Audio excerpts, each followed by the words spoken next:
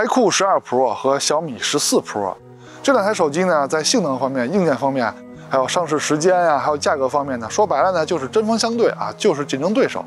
而且厂家呢，在他们的优点方面呢，也是卖力的宣传啊。但是厂家说好就是真的好吗？还有就是他们有没有其他的亮点呢？那今天就来看看他们的对比。注意看下方的进度条，我们的测试环节还是非常丰富的。希望您能点赞加关注支持我们，因为这样对我们的独立发展可是非常有帮助的。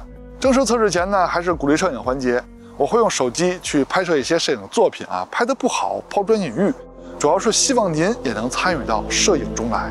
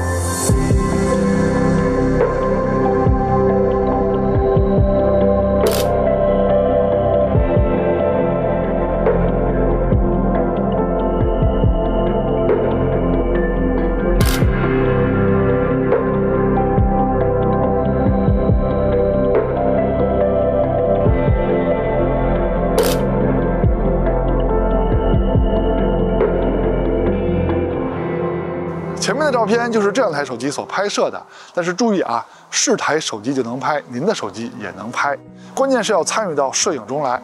欢迎收看 ZPH， 记得点赞加关注支持我们，因为这样对我们的帮助非常大。下面就来看看它俩的表现吧。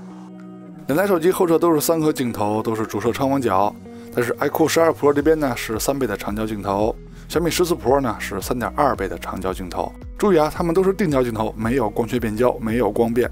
iQOO 12的拍摄界面给了5个焦段切换按钮，其中2倍跟10倍呢是数码变焦。那点击每一个焦段切换按钮呢，过渡动画做的还是挺流畅的。小米14的拍摄界面给了4个焦段切换按钮，那么2倍呢也是数码变焦。其中主摄呢是可以选择光圈大小的，那么这点在之前的节目呢已经详细说了，这里就不再赘述了啊。下面开始对比它们每一个镜头和各种应用场景的影像表现了，还是先从主摄开始聊起。从参数上说，两边还是非常接近的。那么感光器型号是不是就是一个呢？那小米的光圈是可以调节的，之前的节目已经介绍过，在各种光圈下它的成像表现了啊，很一致。那就看他们的实拍样片吧。成像风格呢还是有些区别的，你们更喜欢哪边的色彩呢？别问我哪个接近真实环境啊，他们都偏色，不偏色哪来的风格呀？那么中心解析力呢，从光圈上说啊，两边都不错。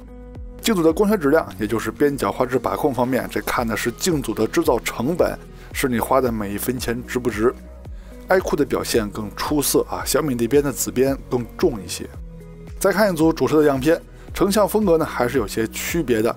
那么中心解析力方面呢，从光圈上说，两边还是差不多的。有些地方呢，小米看着更清晰一些。这里会不会有人提锐化呢？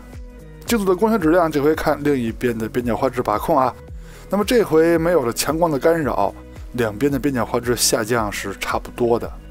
两颗主摄都有5000万像素高清模式，但是在解析力方面啊，iQOO 这边的优势挺明显的。我对比了很多组啊，都是这样。只要是5000万像素的高清模式， iQOO 这边的解析力优势都是挺明显的。再看超广角镜头，感光器它们是一样的啊，就是 GN1。那么光圈大小不一样啊 ，iQOO 的更大，但是视角呢是小米的更宽广。从实拍样片上看，两边拍照出来的色彩可都是够好看的。那么视角差距呢，如图所示，这个红边呢就是 iQOO 拍不到的范围。中心解析力呢，从光圈上说呢还是差不多，但要仔细看的话呢， iQOO 这边的观感好一些。镜组的光学质量，也就是边角画质把控上呢，两边的画质下降趋势呢也是差不多。再看一组超广角的样片，颜色方面两边拍的都非常好看。那中心解析力呢，这回两边是旗鼓相当了。镜组的光学质量，这回是 iQOO 的表现更好了，跟主摄一样啊，是紫边的控制更好。两颗超广角都有5000万像素高清模式，那解析力上的差别会有悬念吗？看我之前 iQOO 表现的朋友应该知道啊，虽然说都是 GN1 感光器，但是镜组质量是有高低的啊。iQOO 的解析力更高。再看长焦，那长焦这边看参数呢，是 iQOO 这边更有优势啊。感光器是 iQOO 的更大，原生像素是 iQOO 的更高，光圈呢是小米的更大，倒是他们俩的长焦对焦效果还都是不错的。那咱们直接看实拍样片吧，先从2倍焦段开始看啊，2倍都是主摄的数码变焦，解析力呢两边也是很接近的。现在 iQOO 是3倍，小米是3.2倍，就都是光学焦段了啊。那解析力的差距呢是没有悬念的 ，iQOO 这边的解析力是更好的。两颗长焦头都有高清模式 ，iQOO 是6400万，小米是5000万像素。那么解析力的差别呢也是没有悬念的啊 ，iQOO 的更好。既然 iQOO 在拍摄界面中给了10倍焦段了，咱们也看一组10倍的对比吧。那解析力呢依然也是没有悬念的啊 ，iQOO 的更好。微距放在长焦环节的后边，是因为这两台手机拍摄微距最好的镜头就是长焦镜头。长焦微距呢，也是他们的宣传点之一。从实拍上看呢，他们的微距效果都很理想，放大比呢也很接近。但是如果放大看细节的话呢，还是 iQOO 的细节呈现更好啊。那这也跟前面长焦镜头的测试结果是相符的。再说前摄啊，先看前摄自拍，用的就是前摄的默认设置啊，没有调其他的参数。从实拍上看呢，两边的效果都不错，颜色上是略有区别的，但我觉得都挺好看的啊。这种颜色的细微差距，你们会认为哪边更好看一些吗？反正我觉得都挺不错的啊。再看前摄录像，两边的清晰度、颜色呢都很好啊。防抖方面呢是小米的更优秀。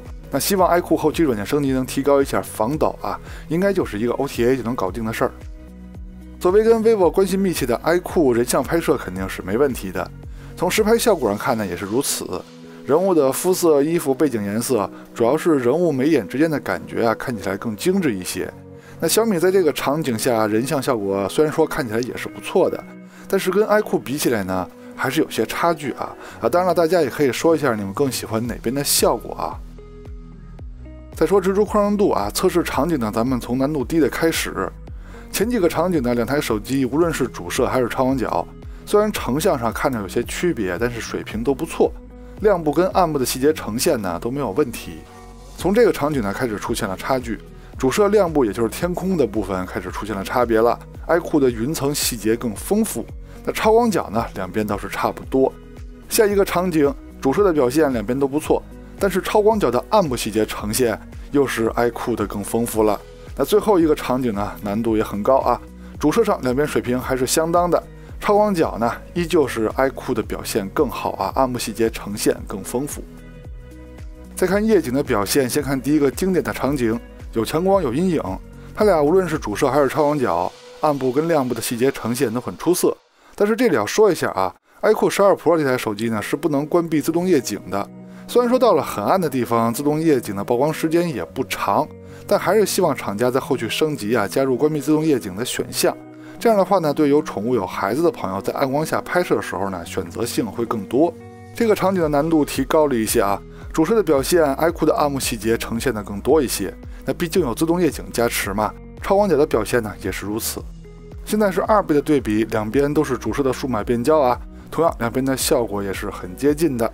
现在是3倍段的表现 ，iQOO 由于有自动夜景的加持，效果稍微好一些。从这个有难度的场景，小米也打开自动夜景吧。那老观众都知道啊，这个场景小米不打开自动夜景，直出也拍不好。那它俩主摄的表现呢是很接近的，但是超广角的表现呢，依旧还是 iQOO 的更优秀。那这个场景的难度呢也是不小的，两边主摄跟超广角的表现仔细看的话，还是 iQOO 的要更好点。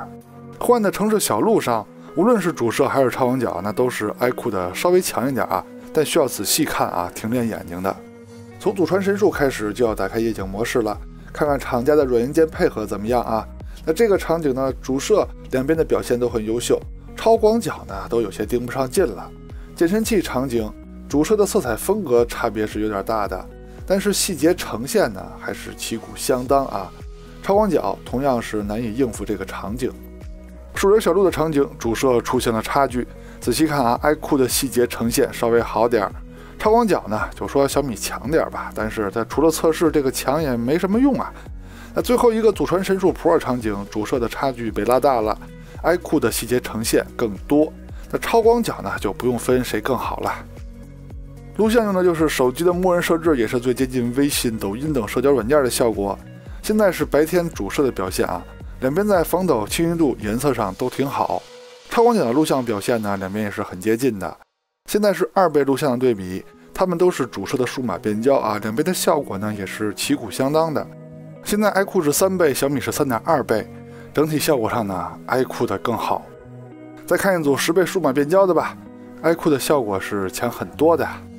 现在是夜晚主摄的录像表现，防抖两边跟白天比呢都下降了，但是细节呈现的差距呢还是明显的啊 ，iQOO 的更好。超广角的效果咱仔细看呢，虽然说也是 iQOO 的更好吧，但是也很难应付这个场景了。现在 iQOO 是3倍，小米是3.2倍，到了这么黑的地方啊，它俩的系统都会让主摄的数码变焦代替长焦拍摄了。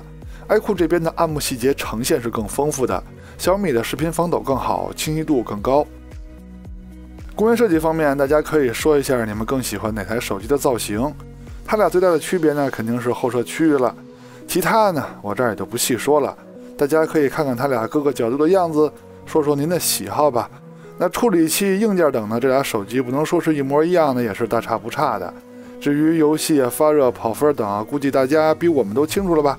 我们是聊影像的节目，下面我们就来总结一下他们在影像上的表现吧。那先说白天啊，主摄 iQOO 12 Pro 的更好，超广角 iQOO 12 Pro 的高清模式解析力和镜组的光学质量更好，小米14 Pro 的视角更宽广。长焦呢 iQOO 12 Pro 的更好，微距也是 iQOO 12 Pro 的更好。前摄自拍两边都很不错啊。前摄录像呢，小米14 Pro 的防抖更好，人像拍摄是 iQOO 12 Pro 的更好。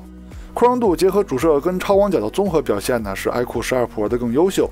夜景拍摄、城市环境跟街暗环境都是 iQOO 12 Pro 的更好。那录像呢，白天主摄跟超广角两边都没有问题，长焦呢还是 iQOO 12 Pro 的优秀。夜晚录像主摄是 iQOO 12 Pro 的更好，长焦呢两边就算是各有优势吧。OK， 到结尾了，看完前面内容，希望可以在选择方面为您提供了一些帮助，也希望您能喜欢我们的节目啊！记得点赞加关注支持我们，我们下期节目再见，拜拜。